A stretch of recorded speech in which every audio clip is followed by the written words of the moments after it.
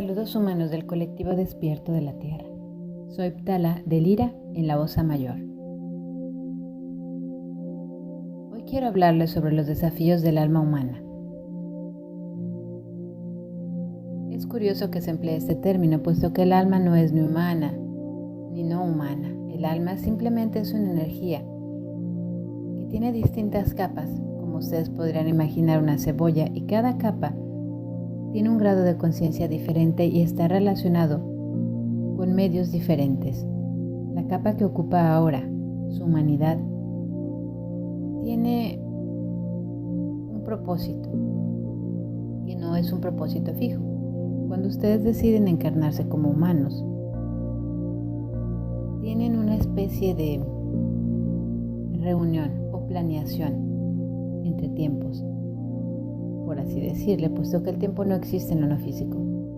En esa planeación, ustedes, dependiendo de las decisiones que tomen, pero generalmente es con su mismo grupo kármico, puesto que las acciones que ustedes hagan como humanos tendrán repercusiones en la evolución o no de los humanos que los rodean, especialmente su círculo más cercano. Es por eso, y por comodidad de ustedes, que los grupos tienden a vivir en varias encarnaciones. Eso no quiere decir que ustedes no puedan encarnarse con un grupo totalmente diferente, pero la mayoría de ustedes optan por no hacerlo. Cuando ustedes están planeando su encarnación humana, tienen, por así decirlo, temas de vida, acuerdos, cosas que les gustaría explorar. Y aquellos de ustedes que ven que han decidido encarnar en cuerpos que los limitan físicamente, ustedes los llaman discapacitados.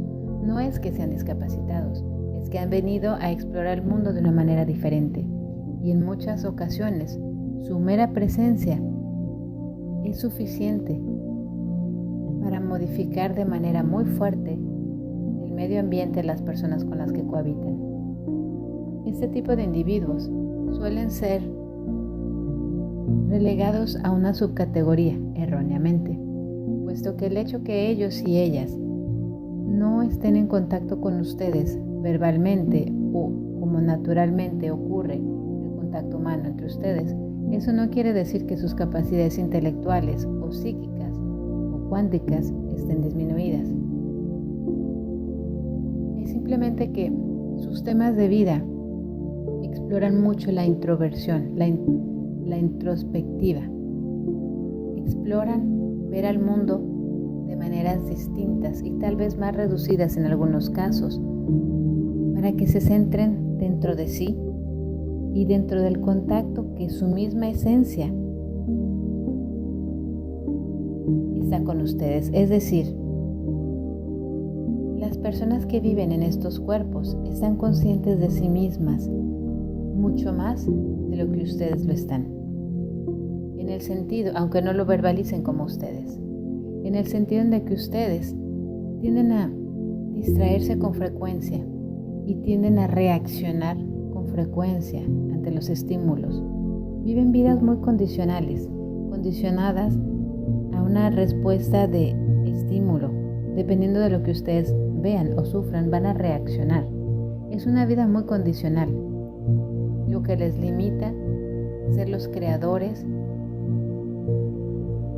de sus propias vidas de manera deliberada.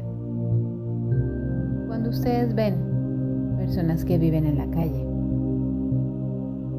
pueden en algunos casos estar como si estuvieran en su propio mundo. Este tipo de personas que viven en la calle, que parece con frecuencia que están en su mundo, son personas que podrían considerarse hermanas espiritualmente con los discapacitados, puesto que su manera de enfrentar el mundo es muy interpersonal. Este tipo de almas son almas muy fuertes, puesto que experimentan el contraste de maneras más violentas que muchos de ustedes. Algo que el canal no entiende es por qué muchas veces se tiene que experimentar algo violento para poder sacar una lección.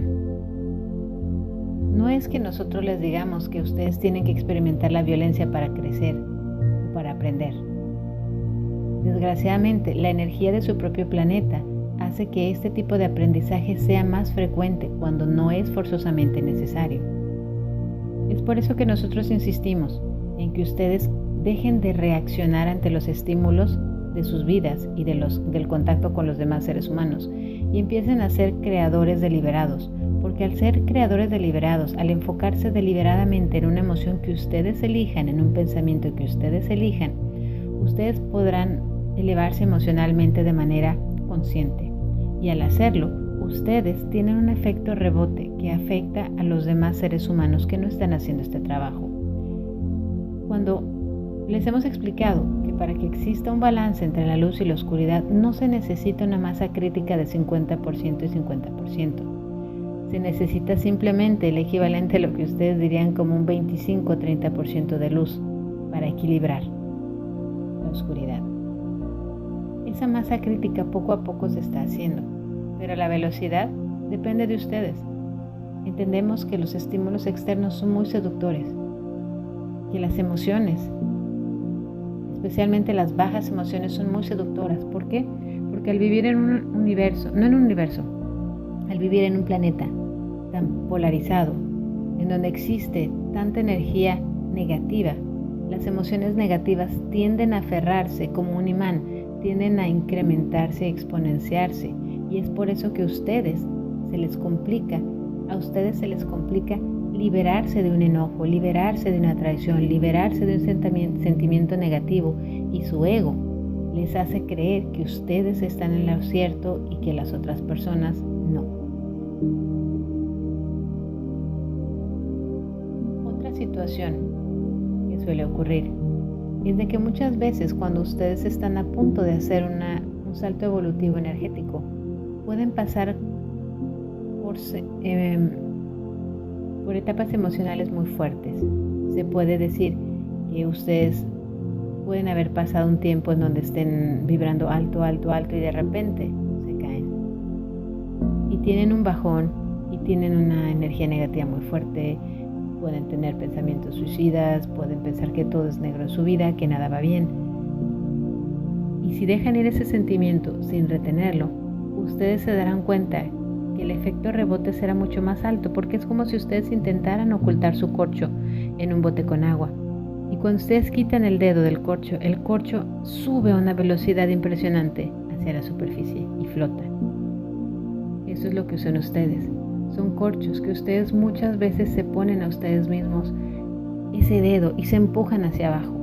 No olviden que los parásitos energéticos, las energías negativas, están ahí, acechante, buscando la mínima parte, el mínimo resquebramiento para entrar en ustedes y confundirles y cegarlos y utilizarles. Vuélvanse los creadores deliberados. Admiren y honren a esos compañeros y compañeras de ustedes con capacidades físicas y mentales diferentes.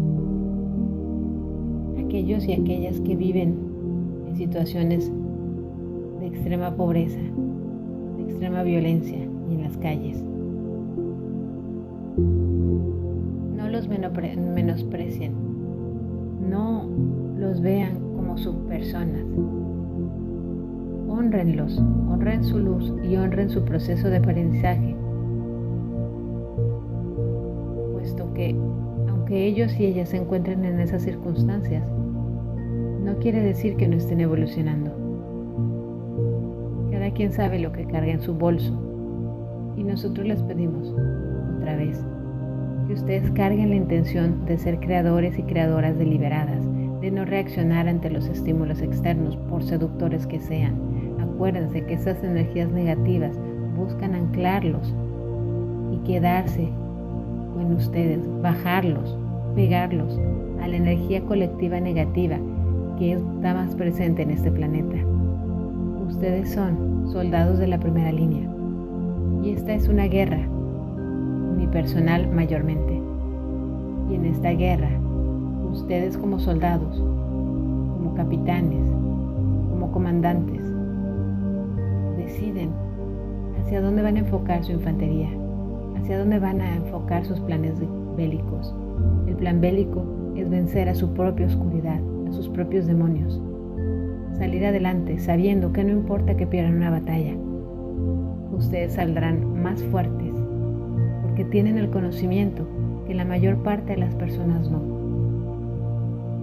Eso es el deber del soldado de la primera línea. Vencer su propia oscuridad día a día, minuto a minuto, y apoyar a aquellas hermanas y hermanos que no saben cómo. Fin del comunicado.